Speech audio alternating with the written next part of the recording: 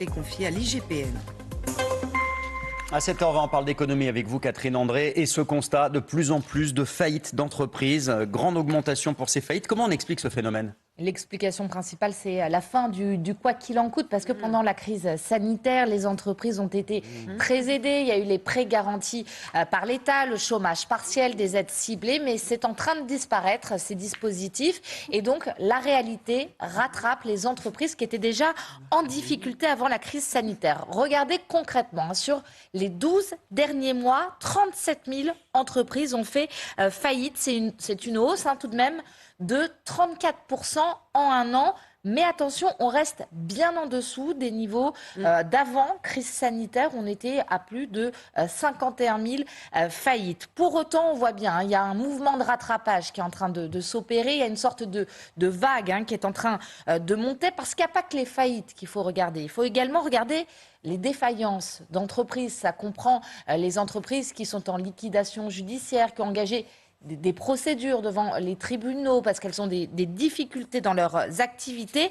Et là, c'est flagrant. Regardez, 9 000 défaillances cet été, près de 70% de hausse par rapport à la même période l'an dernier. 70% de hausse, dites-vous, c'est le plus haut taux, la plus forte augmentation depuis 25 ans. Catherine, quel est le profil de ces entreprises qui sont en difficulté ? Alors, principalement, ce sont des petites entreprises, moins de 10 salariés et même moins de 3 salariés, des artisans, des commerçants, des indépendants. Et tous les secteurs pour ces petites entreprises sont concernés. Mais il y en a dans certains secteurs, littéralement, ça explose. Par exemple, la restauration rapide, plus 200% de défaillance d'entreprise. Ça veut dire que ça a triplé depuis l'été dernier.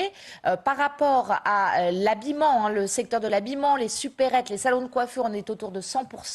Ça veut dire que ça a doublé. On voit que ces chiffres sont très impressionnants. Ça s'explique notamment par des entreprises qui ne parviennent plus, vous savez, à rembourser les prêts garantis par l'État. Ça les a sauvés pendant la crise sanitaire, mais aujourd'hui, c'est un boulet. Oui, il demande un délai supplémentaire. Et le problème, c'est qu'avec la crise de l'énergie, l'explosion de la facture d'électricité, on redoute des faillites en cascade à nouveau. Oui, c'est vrai que là, les perspectives sont extrêmement mauvaises. Si on s'intéresse encore à ces petites entreprises, moins de 10 salariés, il y en a qui échappent au bouclier tarifaire parce que dans leurs activités, elles utilisent beaucoup d'énergie. Elles échappent donc au bouclier tarifaire, notamment dans l'alimentaire. On parle de certains bouchers, des boulangers, des supérettes. Pour ces entreprises, il y a une menace majeure pour la survie de leur activité. Écoutez ce que dit le représentant des très petites entreprises.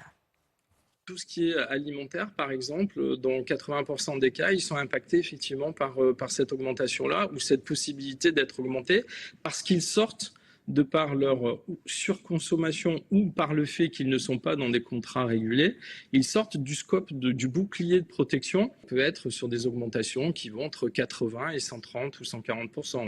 Pour une petite entreprise, 130% d'augmentation de sa facture énergétique, c'est pas tout possible. Simplement pas supportable. Je termine très rapidement en disant qu'il y a un indicateur aussi qui est très inquiétant. Vous savez, c'est les cessations volontaires d'activité. Les patrons qui décident par eux-mêmes de jeter l'éponge avant qu'il y ait une procédure judiciaire. Le nombre, il a doublé en 2 ans, ce qui montre bien que certains patrons n'ont plus de perspective. Ouais, ça donne envie de monter sa boîte. Vous avez raison. Vous donne toujours des bonnes nouvelles. Ouais, merci Catherine. Heureusement que vous avez un beau sourire, Heureusement parce que que vous ça êtes là. 7h24 dans votre matinale week-end, c'est le retour du Pi politique, le feuilleton palpitant de la vie.